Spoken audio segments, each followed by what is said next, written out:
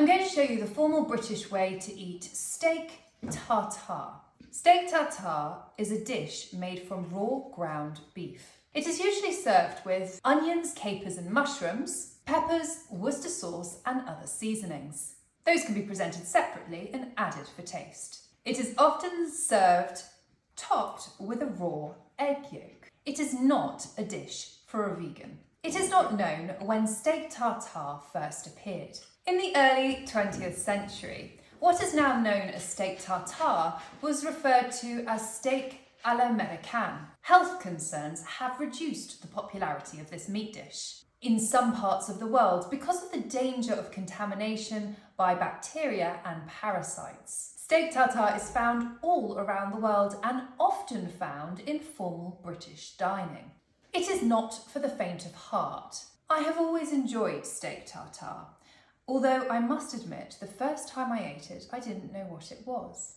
And then as I ate it and I was told it was raw beef, I did take a moment, but the taste was divine, so I continued to eat it. I don't eat it that regularly as I'm not a huge fan of red meat in my diet, but on a special occasion, I may indeed indulge. One would eat the steak tartare with a knife and fork. Fork in the left hand with the fork tines facing down and knife in the right.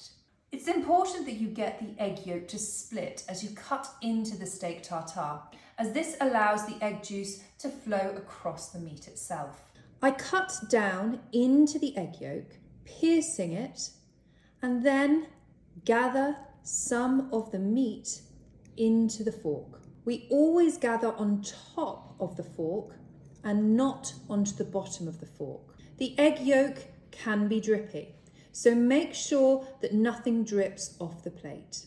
And then in one neat, delicate bite, I place it within my mouth to eat.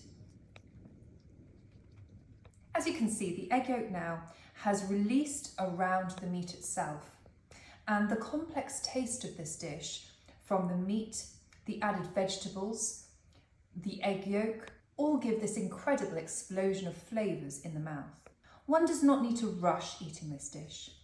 One can savour the taste and enjoy the polite conversation around you at the dinner table. And of course, a steak tartare would be most suitable to enjoy a beautiful glass of red wine with it. My favourite being a Chateauneuf de Pape.